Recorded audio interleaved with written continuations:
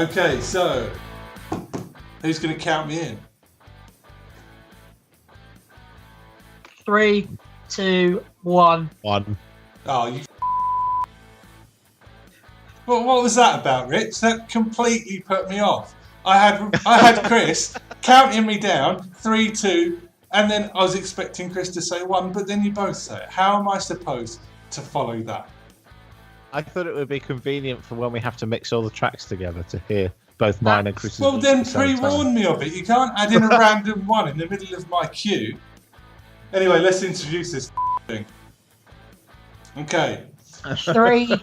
Right, you ready, Rick? Well, count me in then. I'll just... I don't need both of you to do it. I'm not precious. 3, 2, 1. 3, 2, Rich, shut the fuck up. Just keep waiting for little Miss You laugh like a Gigglebox to shut the fuck up. Anyway. 3. It's just because this material is pure Shut gold. the up. Okay. Richard. I'm really sorry. Seriously, mate. www.shutthefuckup.com 3, 2, 1. You know what this is? It's a podcast. Hello and welcome to the second Defenders podcast. This is our midweek show. And in this show, we will be introducing new features like Chris's logbook, testicular talk with friends, and the new Grind My Gears feature. So we've had some pretty epic feedback on our first show from last week. How do you guys feel it's gone down in the Defenders forum? Because obviously we haven't yet released it to the larger internet world. So what are your guys' thoughts? I'm quite happy with it. I like the feedback. Really, really positive.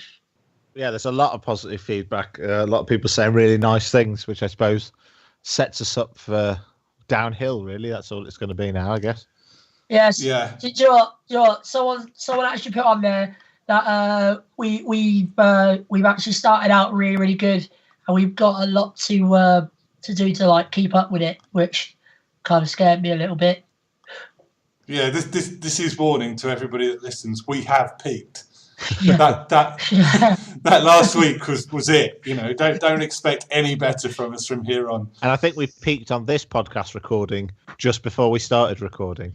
Oh God, yeah. We climaxed. long awkward silence. Heads up on the sound quality.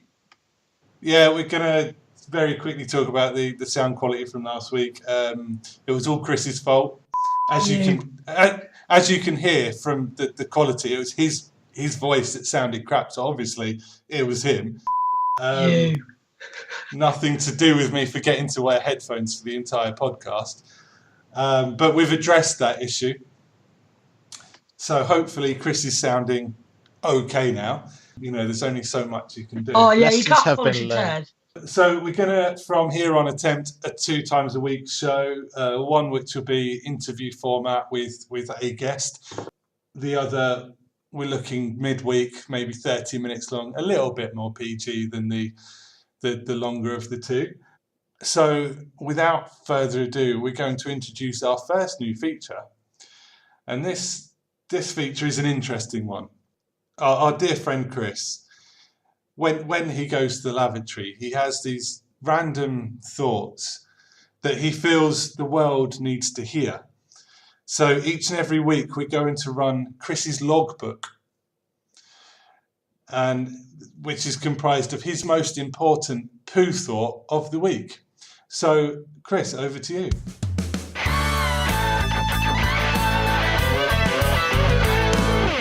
Okay, right. This is where the real me comes out. It's actually quite a depressing thought. No, it is. The real you comes out. Yeah.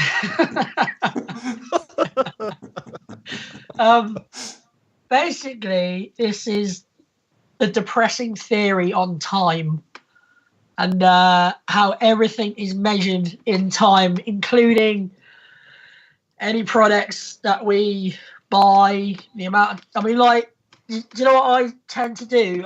I tend to look at the price of things, and I don't work it out in money. I work it out in time. So I work it out about how much I get an hour and how much it is. Say if I look at a DVD, say if me and my partner want to have a nice night in, you buy a DVD and it's 10 quid. I work it out as 1 hour, 10 minutes worth of pay instead of looking at it at 10 quid, which I think is really depressing. And even down to, well, I've got a bad throat at the minute, so I've got Chesty cough liquid right next to me. There's a company that built the glass. They did the glass, the plastic, the labelling, the cough syrup inside, and all of that took time. So the amount of people that took their time out of their personal lives to put this cough syrup on my table to help me get rid of my cough, and then the amount of time that I spent at work to pay for it, that is my poo thoughts for the week, because it's really depressing. And it goes for anything, down to who made a DVD, the amount of time it takes an author to write a book and get it all printed and distributed, down to, I don't know, the cow that produced the milk that's in your fridge. Just, yeah, that's my poo thought of the week, and it really depresses me. I just want to say that you say about, say you're going to buy a DVD that's 10 quid and you work it out that's an hour and 10 minutes of wages or what have you. If the film is an hour and a half long, surely your quid's in. Maybe you should be leaving them a tip. What happens a few weeks later when the DVD's on offer? Do you have to stand in the store for 30 minutes to give them the time back? Can you only watch half the DVD? Yeah. So we've established things take time. Yeah, everything takes time. I sometimes, I do the same. I've got to admit, I look at things, but from a different perspective. I look at things sort of not so much a monetary value to time, but a life value to time. And that's more when I don't do something rather than doing something. If I've had a lazy day, which is very rare. They are nice though, aren't they, lazy days? I don't know if you heard the irony in my voice there, but if I've had a lazy day, I think to myself, what could I have achieved in that time? When I'm 70 years old, if I make it that far, am I going to look back at days like this and think, how could I have done that better?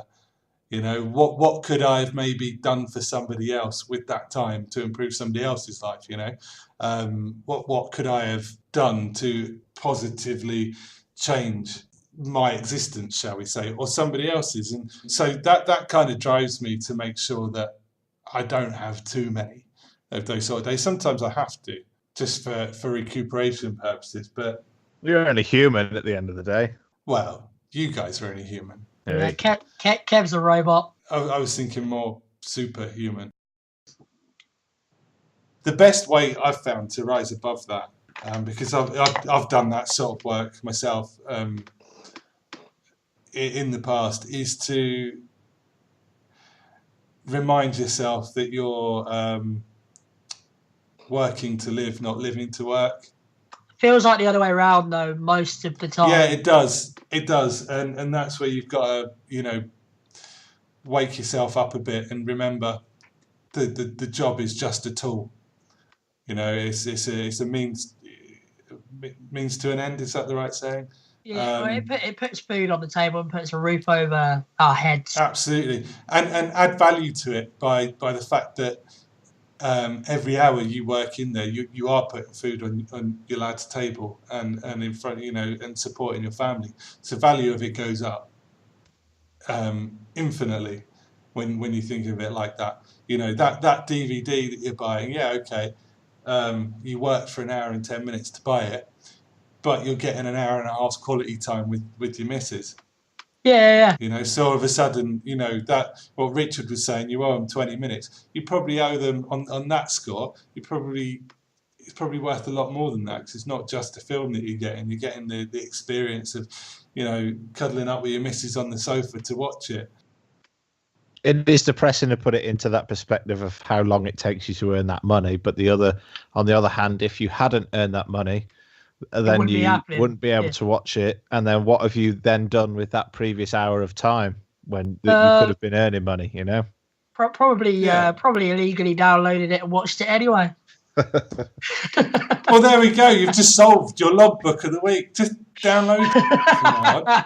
And so this is the idea of the logbook, and that is the logbook.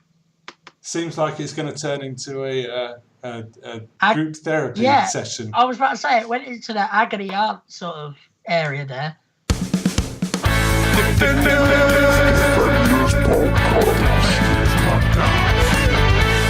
So, after Chris has enlightened us with his poo thought, we're now going to move on to testicular talk with friends. Called that because we can't really say the word on air. I'm just going to... Are you back on the poo thoughts? I'm stretching. Oh, right, okay. Sounded like you were straining. Okay, so we're moving on to testicular talk with friends. This section of the show is where we talk about anything. Testicular talk is a PG version of another word that we cannot say on this half-hour performance because there could be little ones listening. Little testicles. No, there's no little testicles over here. And why can't we talk about testicles? We can talk about testicles. Maybe we. How are your testicles, Richard? I was going to say we could compare. Maybe we could review our own and each other's. No. No. No, we can't do that's that. fine. No, okay. I'm just coming up with ideas. You know, it's quite an early podcast. It's a bad idea. It's gonna it's gonna scare people. Let's be honest. We don't have to Especially- show them. The testicular talk is another word for maybe a male cow, male bovine. What other way can we get across the word that we're trying to say? It rhymes with Sandra Bullock. Well, no, it doesn't rhyme with it, does it? Rhymes with Frolic. frolic. Yeah, I was going to say that. Rhymes with frolics. Almost. So we're going to be talking rhymes with frolics. Betty Okay. Swallocks. Yeah, We're gonna- yeah, Betty Swallow. Okay. So the best testicular talker in the group, I think, is Richard. So I'll hand over to you, mate. Why am I the best testicular talker? Just from past experience. How am I now the best testicular talker? I started talking about testicles and how we should compare, and I was the one with the bad idea. So how am I suddenly the best? Well, that's the point. It's actually the worst is the best, you know? It's a bit like poo thoughts, but without the poo. I am currently eating frozen watermelon balls. Do you know You're what? eating balls. I've actually never, ever tried watermelon. What? Never. I actually haven't. No. Never tried it. Don't know why.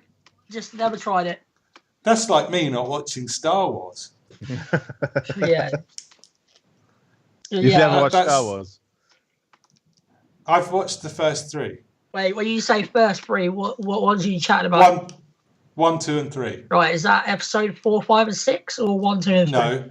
1, 2, and 3. So the This is prequel. This is the problem with Star Wars. I've seen the first three, and then all the Star Wars people have to go, now which first three? The old ones. When you say the oldest ones, are you talking about the original trilogy or the prequel? I'm talking about the old ones, the ones that were recorded first before all the other films. So the first one that was ever released, the second one that was ever released, and the third one that was ever released. Right, so See, 4, this 5, is and the- 6. Yeah, that's the problem. Well, that is a problem because people that haven't watched Star Wars before get fucking confused, beat that out, get really confused, and they don't know what they're doing. Am I watching these in the right order? It's a complete and utter put off, you know. So everyone said to me, "Oh, you know, they're the worst three to watch if you're watching the first three." And I'm like, but I don't know if I'm watching the first three or not. So how do I know? Because I didn't enjoy them. So how do I know if it gets any better than this? Do I want to commit myself to another 4.5, 5 hours of wasting my time on this miserable journey of a film I think what in confused the hope it gets better. what confused me as well was they like remastered them all and stuff. Oh, don't talk to me about the remasters because Well, the thing is, Anakin Skywalker in the newer ones, which are episodes 1 to 3, is played by a certain character. What do you know who he's played by?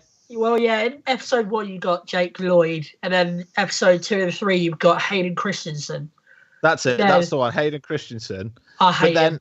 if you watch the remastered versions of the older ones that were released in the 70s and 80s, it's got him in it because they've digitally superimposed him into the newer ones. It's which totally confused me when I rewatched them because I was like, how did they know that's what the actor was going to look like in the 70s?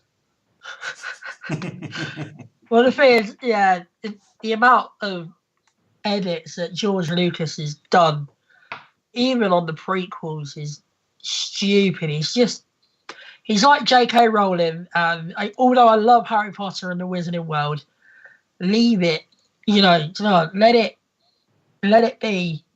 I mean, like I'm not gonna lie, I am looking forward to episode 8 and episode 9.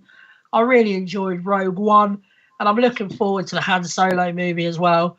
But is it really necessary? Not really. I am looking forward to it, but it kind of, just I'll tell you what, though, saying that, the fact these new Star Wars films are coming out does incentivize me to go back and watch the 3 that I haven't seen to try and get into it, because I've seen the trailers to the newer films and they do look pretty epic to watch. they are. So it's possibly introducing a whole new fan base. And I know I'm an absolute failure of a nerd for not having watched them, but that incentivizes me to do so. So there is, other than the fact that they're going to make millions and millions of dollars, there is that fact as well. They'll be introducing new people into the Star Wars fandom, Just remember, Kev, when you're there on the night that it opens, the new Star Wars film in the cinema with hardcore Star Wars fans around, because you don't want to look like you're an outsider. You want to make sure that you blend in well and with the geekiness. Just turn around and say "Live long and prosper," and they'll all do the hand sign, yeah? they'll all instantly be a friend. Or if you really want to go down well, dress up as Jar Jar Binks. Because everybody loves Jar Jar Binks. Shall I wear my Spockies? Yeah, do that. Yeah. Oh, People are generally Star Trek or Star Wars, aren't they? It's very rare that you find someone who's a bit of both. I don't think I've ever met anyone who's a bit of both. Yeah, we're I don't talking think about I've but we're talking about Star Trek and Star Wars, Chris. If you wouldn't mind just keeping it on track. Yeah, you're funny, Richard. You're very funny. I've never met anybody that's Star Trek over Star Wars. Oh, I have. My older brother is Star Trek all the way. I've never ever watched Star Trek either. I've just not, and it's weird because the majority of my favourite genre in films is sci-fi, but it's more I like time travel and I'm a massive Doctor Who fan, and Back to the Future. Back to the Future is my biggest film obsession. Back to the Future is amazing. I love Back to the Future. I mean, I quote it at work and people are like, "What is that from?" And I'm like, "You're an idiot. You're an idiot if you don't know that." So, so it's kind of like, oh, what will happen if I hand in my paperwork in your handwriting? I'll get fired. Do you want me to get fired? They're like, that's from a film, isn't it? I'm like, of course it's from a film. But what film is it? But yeah, I'm genre-wise, I'm a big sci-fi fan, but I've just never got into either Star Trek or Star Wars. It's the wrong sort of sci-fi for me. I'm more into the science side of sci-fi rather than the big starships shooting the crap out of each other and the war side of Star Wars. Could you give any recommendations on what to watch then? Sci-fi wise, Yeah, like your favourite films and Well, stuff. favourite films: Back to the Future 1, 2, and 3. I loved the one about lucid dreaming, Inception. Oh, I love that I film. loved Inception because I'm a lucid dreamer Yeah, me myself. too. Although they got it wrong the way it works, the whole device-supported lucid dreaming scene is actually coming to fruition. I have a lucid dreaming mask. It's a device that stimulates certain brain waves that I was given by the company that makes them because they wanted us to develop the software for it. And it's a fantastic little device, and it does completely induce a lucid state when you're dreaming. For those that don't know what lucid dreaming is, it's effectively when you go to sleep, you become aware that you're in a dreamlike state. Once you become aware you're in a dreamlike state, you can then start to control your surroundings. So you could climb Mount Everest in your dream. You could become WWE champion. You could do anything. You can even rewind, because I'm a lucid dreamer myself. I like to rewind and do the same situation over again and change it. Yeah. If you get what I mean, you can in the lucid dream, you can control time as well as the surroundings. Absolutely. So, and one thing I used to do is I would, if I'd had a stressful day, especially in work, I would go into an attic effectively in my brain with a load of filing cabinets. And because the time when you're in a lucid state is much longer, like in any dream, I would handwrite down all of my problems and think of a solution to each one and then file them in the cabinets. And that really has a massive calming effect and organizational effect when you wake up the next day. So going back to the point. Do you know what? That is so metaphoric to what sleep actually is as well, because sleep is your brain filing all of the day's information into the correct cabinets. Yeah, absolutely. That is literally what sleep is for. And you only have 3 5-minute sessions of lucid dreaming. 3 5-minute sections of REM sleep, which is where lucid dreaming occurs, in an average sleep cycle of 8 hours. So to be able to get all that done in 15 minutes is very handy. Very, very handy. And then you can go flying around the place like Superman. And if you're really good at it, and you believe in that type of stuff, you can even turn it into what they call an out-of-body experience. But I've never done that. I may have done that once as a kid, but it could have just been a not so lucid dream. I'm totally getting on Google later and trying to sort all this out. Do it. It takes it. The big thing to know though is it doesn't come naturally to most people, and the ways to induce a lucid dream, it takes a lot of time. The first thing to do is to keep a dream diary. As soon as you wake up, and it has to be immediately upon waking up, you get your dream diary, whether you run it on your phone in your notes or whether you have a physical notebook that you use pen and paper, which is typically the best way to do it because that stays in your mind better. You actually write down what happened in your dream, and you do it every time without fail, because once you've done that, your dream recollection becomes much better automatically, and it makes you able to recognize when you're in a dream. And then on top of that, the other thing you should start doing to learn to become lucid is what's known as a reality check. And that can be something as simple as checking the time on your watch twice. You do that because if you do that in a dream, the first time you check your watch, it may be 6 o'clock. You look away and then look at your watch again, and it will suddenly be 9:30 because you cannot, your mind doesn't control time like that. You know, it doesn't know to keep it at 6 o'clock. Or you can look at your hand and then turn your hand over and then turn your hand over again. And if you've got 5 fingers, then you know you're awake. If you've got 7 fingers, all of a sudden, you know you're in a dream state. What you have to do is get into a habit of these reality checks, looking at a clock every time you walk past it. making sure you look at it twice, check that it's the same time. Because when you get into REM sleep and you're in a dream, doing so will produce different results, and that will alert your mind all of a sudden to the fact, holy hell, I'm dreaming. The first couple of times that you realise that you're dreaming, it will shock you to become awake.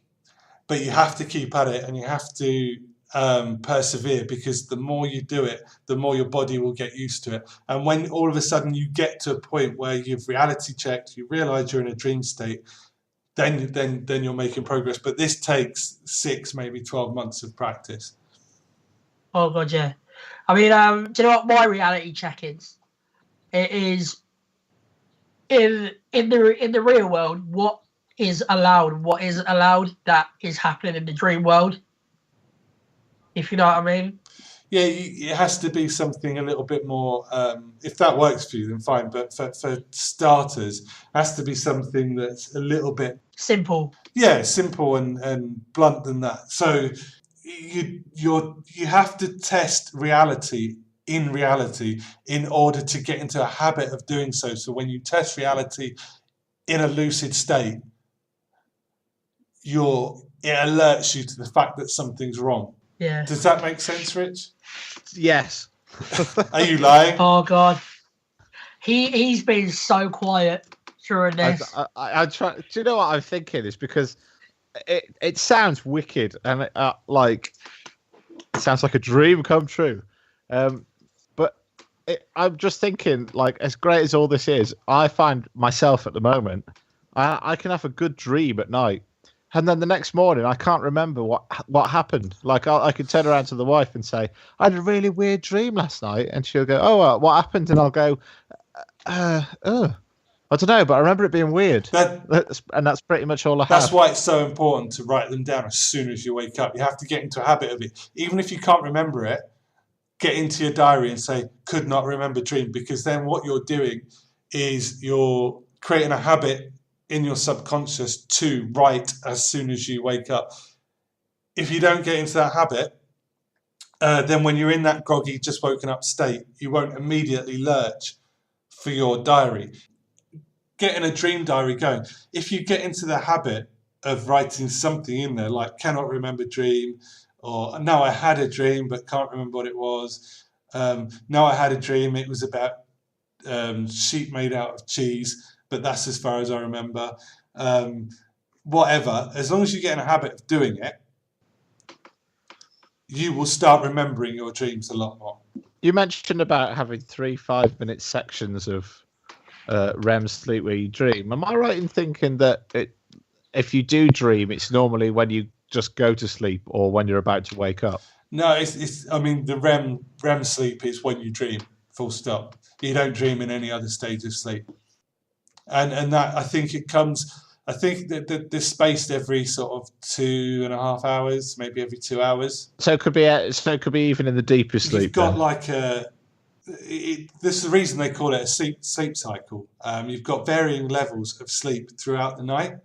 So you go from light sleep to REM sleep to deep sleep, back to a lighter sleep, then to REM sleep, then to deep sleep. It's like a wave of sleep, you know. That's why it's so healthy to have undisturbed sleep, because that's the natural way that your body recharges. It's not actually, Chris. That's not the natural way to sleep. The natural way to sleep is in sections of 4 hours. So you have 4 hours. Really? You have 4 hours at night. You're supposed to have, I think, 2 hours in the afternoon and then 4 hours early evening. I'm not sure in the exact times, but I think it's about 10 hours because the instinctual sleep pattern is around hunting cycles. Wow. Is this why you're not happy with having to get up at 10 a.m. to record a podcast? Absolutely, I'm a hunter. I'm a warrior. But yeah, it's all to do with defense and instinct and hunting cycles and patterns, and obviously with sun patterns as well. If you think about it, if you're guarding your pack or your clan or your tribesmen or whatever, most danger is at night times, you know. So, and you're going to take it in shifts.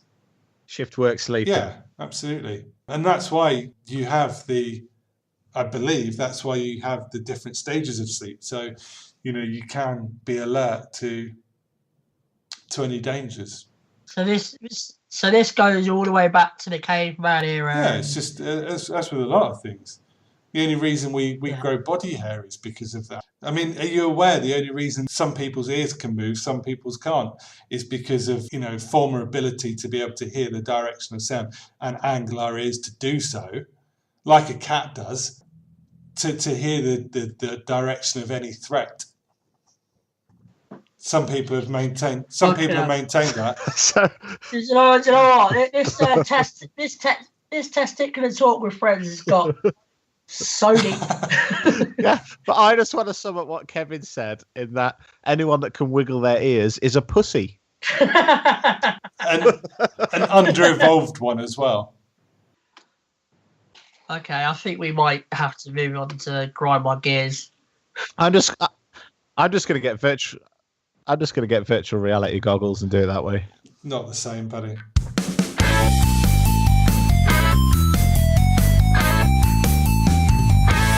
Grind My Gears is our next feature, and even though I've already spoken quite a lot, we're going to take this in turns. We've already agreed that this week it's my turn. And do you know what really grinds my gears? Go on, Peter Griffin, or what grinds your gears? And this is to the point where I will stab you in the eye with a fork if I see you or hear you doing this. And this is the worst thing any living creature, I'm not just talking humans, I'm talking any living creature, can do near me. And that's eat noisily. I'm telling you now, I actually have that phobia for bad repetitive noises. This is why I have a fear of popcorn that many of you will know about and won't, because when I was younger, I'd be in the cinema with my mum, and somebody would be yapping away on popcorn behind us, and it used to wind her up, something chronic, and she would have a go, and that's created this phobia within me. So now noisy eaters, the ones that sit there, whoever did that, I'm pretty sure that was a yap. And see, it's making my hair stand up on my arms now. People that eat with their mouths open should be evolved out of existence. We should just. But the thing is, though, those people generally either have permanent or just have a cold or permanent blocked noses. So the worst thing is they're also trying to breathe at the same time as they're trying. No, but that's what makes it worse. Their need to breathe is not as important as my need to not hear them eat. If you eat noisily, eat alone. And I know this is a rather extreme point of view, but nobody needs to hear that. It's not, and I know what you've just said, Rich, about some people's need to breathe, but it's not. It's just it's rude. Most of the time, it's lack of care and attention to what you're doing, and it's just and I don't want to be sprayed with your food. And talking while you're eating as well. Oh my God, just don't. If anybody agrees with my grind my gears for this week, then please feedback in the Defenders Forum or let us know what your thoughts are, because I'd love to hear everybody else's point of view. If you think I'm wrong, then I don't care. You're one of the people that should be evolved out of existence. If you agree with me, then well done. You're a good member of society, and you should be awarded for that. You know what this is? It's a podcast. So we may be releasing this onto iTunes. Well, that's the plan anyway, is to release this onto iTunes. And as such, some people may be discovering us for the first time on there. So it may be worth discussing where we've come from. And like you've just mentioned, that they can post in the Defenders group. So it might be worth just chatting about that. The Defenders group was originally set up as a fan group for fans of the rock group The Darkness, and the Defenders podcast was born from there, but it's not specifically related to The Darkness. As you can tell, that this is the first time we've brought them up. But we're initially taking feedback in the Defenders of the Legacy Facebook group, which everybody is welcome to join. However, we will probably set up a dedicated Defenders page at some point for people to feedback directly on. When we go live on iTunes, we would very much appreciate you following us and sharing the podcast. We'll just wait and see how big it gets. Make sure you subscribe. Whoever's listening to this, if you're listening to it on iTunes, subscribe, please. And give us a review as well. That'd be much appreciated, and will support us continuing to do so if you enjoyed it. If you didn't, then don't review us. Please don't. Just don't review us if you didn't enjoy it. Just go away. Masticate as loudly as you want. Just make sure nobody can hear you. You can feel free to email us with any comments or suggestions you may absolutely. have. You can email us. What is our email address? That's why I was hoping you were going to take over. Yeah. I was like, oh, Kevin. I believe the show at thedefenderspodcast.co.uk. In fact, it definitely is the show at thedefenderspodcast.co.uk.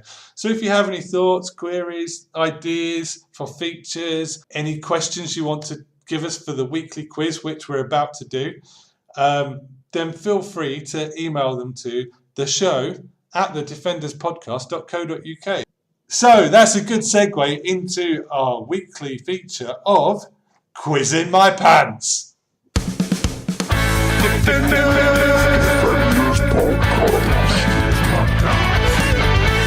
So every week we're going to do a little quiz on this podcast. Kevin is the quiz master. I am. Yeah. And me and Chris are the quizalites, contestants. And we're going to battle it out against each other. You can play along at home as well, or if you're not listening at home, on the bus or in space, wherever you're listening, you can play along. And you could put your scores against ours. But yeah, play along by clicking the red button. No, that turns us off. Don't listen to Chris. And if you want to send your questions in, you can send them to quiz@thedefenderspodcast.co.uk. I will also set up a new email for Quiz in My Pants @thedefenderspodcast.co.uk. Each week will be themed differently. Are you guys ready to quiz in your pants? Let's quiz. So, the first ever question for Quiz in My Pants, sent in by Laurie Whitecloud, who we interviewed last week. Hi, Laurie. Hello. Who plays the priest in the Is It Just Me video? Okay, right. Don't forget, you cannot answer these live on air because we do the answers next week. Okay. Just write it down. Oh, I don't even know. Oh, I'm going to take a guess. No cheating after the podcast is over. Okay, next question.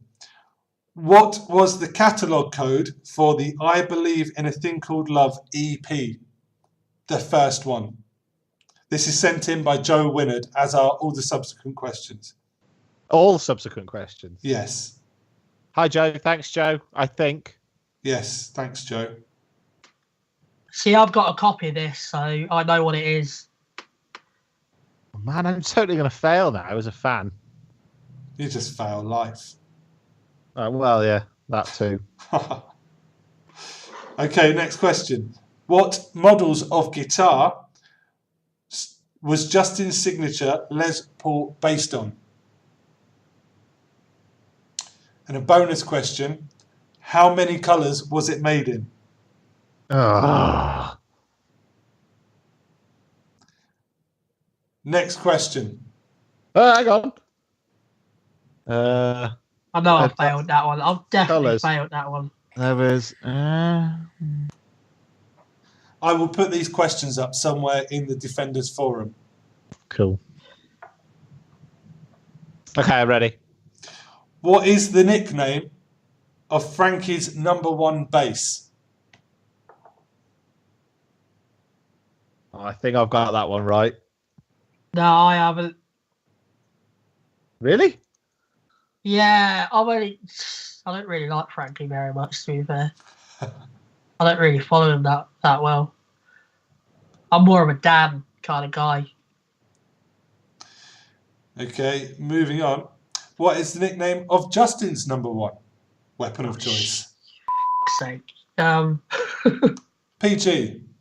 I'll ask the Sorry. question again. What is the nickname of Justin's number one weapon of choice? Damn it.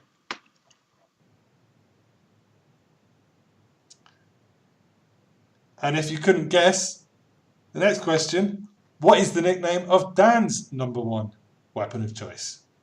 Boom. Got it. Nice. Okay. Next question.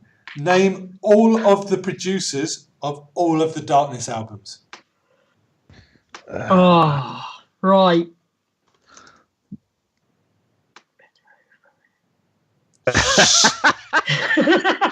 Well, we know what Permission to Land was.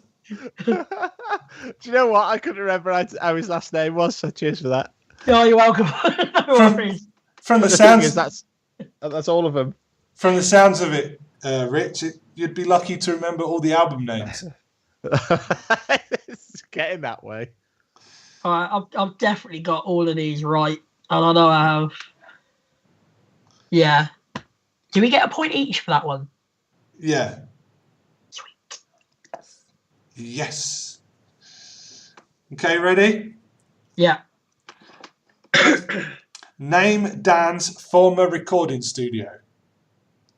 I know you'll get this, Chris, because you've been there. I have. Oh, have you really? That's cool. I got invited by Dan himself with my old band.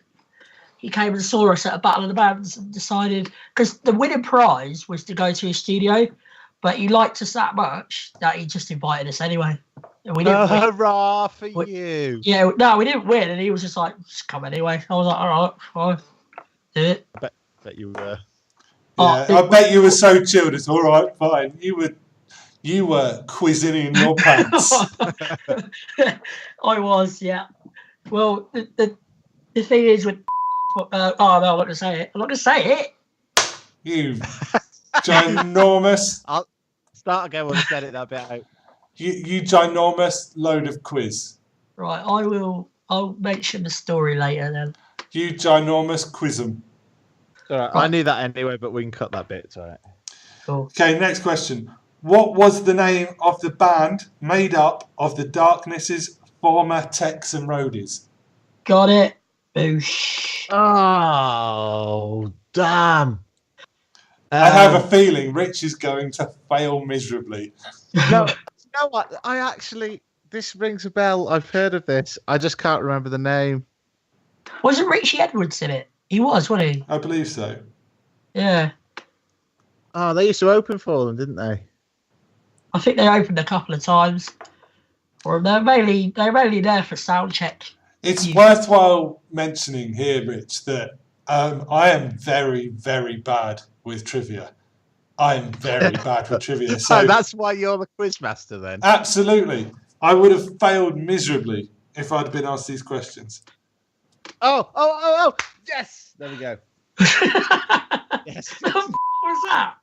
Okay, it was that moment when you're there thinking, yeah, whatever you're saying, Kev, I don't care because my mind is overtime at the minute, and then it went boom. There's okay. the answer. What is the name of Justin's jingle writing company? Bonus question, name 2 famous jingles he wrote. Oh, I can only remember one. I can't. He had there was a company. Yep, Oh God! and there's a mixtape floating around somewhere. I saw that for sale on eBay a while back. Oh, I've only got one jingle name. Crap. Oh, okay. I'll just go with that. Gonna have to.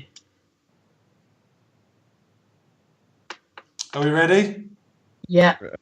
Yeah, I think so. Last question. What is Justin's trick to recording the best vocals possible and why? Done it. Oh, why? I've got it.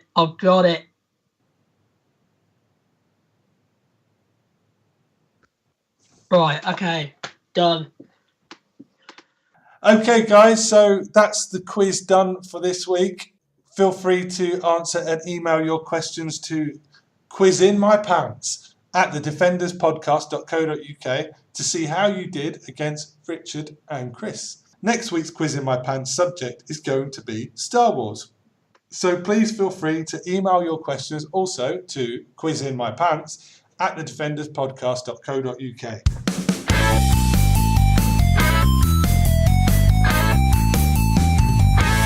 So that concludes this week's midweek show. Thank you to Richard. Thank you very much. And thank you to Chris. Thank you. And goodbye from me. Goodbye from me. And goodbye from me. Awesome. All right. Off. Yeah. Bye. Bye. Bye. Cheers.